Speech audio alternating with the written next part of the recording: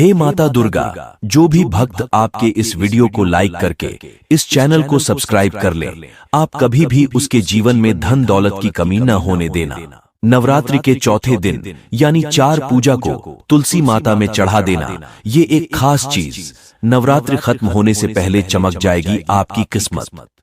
जय माता दी दोस्तों, चैत नवरात्रि का पावन पर्व पूरे देश दुनिया में बड़े ही धूमधाम से मनाया जा रहा है।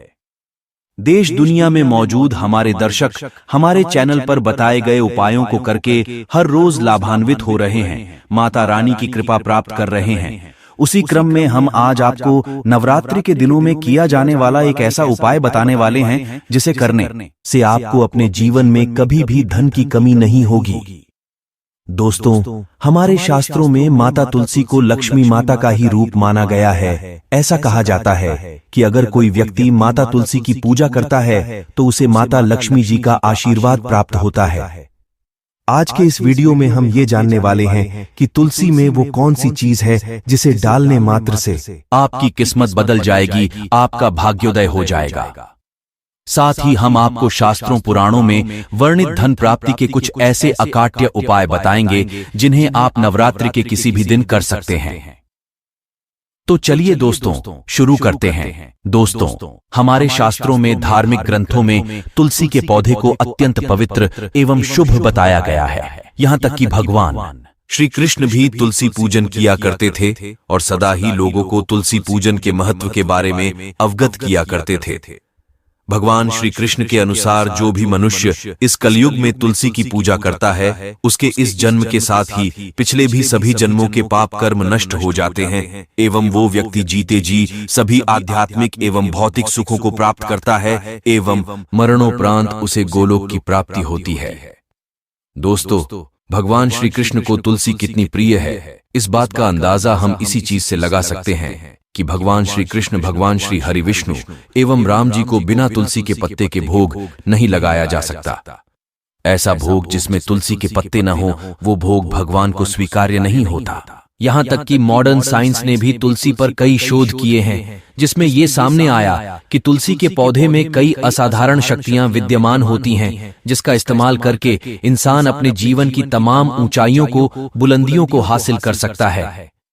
दोस्तों, तंत्र शास्त्र एवं ज्योतिष शास्त्र में धन प्राप्ति हेतु तुलसी के कुछ बेहद ही महत्वपूर्ण उपाय बताए गए हैं, जिनमें से एक उपाय में ये बताया गया है कि अगर आपके घर परिवार में शांति का माहौल नहीं है, अगर घर में गृह क्लेश होता रहता है, धन का आगमन होता तो है लेकिन महीने के अंत तक सारी धनराशि, सारी जमा पूंजी कहां चली जाती है ये पता ही नहीं चलता, तो इसका साफ मतलब है कि आपसे माता लक्ष्मी नाराज हो गई है और अगर आपको उन्हें मनाना है तो नवरात्रि से बेहतर और कोई वक्त हो ही नहीं सकता, क्योंकि नवरात्रि के दिनों में मां अपने भक्त की सभी गलतियां भुलाकर उन्हें माफ कर देती है एवं उन्हें अपने चरणों में स्थान प्रदान करती है।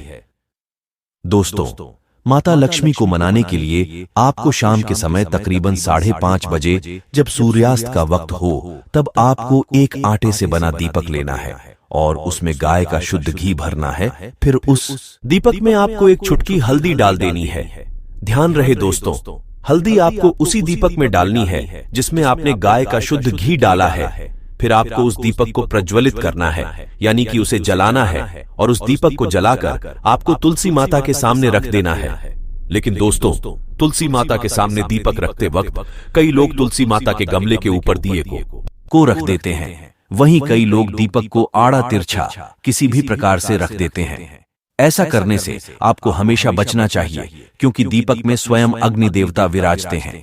इसीलिए आपको दीपक को सदैव ही उत्तर की ओर मुख करके स्थापित करना चाहिए एवं दीपक के नीचे अक्षत रखना चाहिए, या अगर आप दीपक के नीचे ताजी फूल की पंखुड़ियां अर्पित कर दें तो ये और अच्छा है। दोस्तों, अब हम जानने वाले हैं आखिर वो कौन सी चीज है जिसे अगर आप नवरात्रि के दौरान तुलसी में डाल देते हैं तो रातों रात आपकी किस्मत चमक जाएगी, जिसे डालने से नवरात्रि खत्म होने से पहले ही आपको खुशखबरी मिलेगी।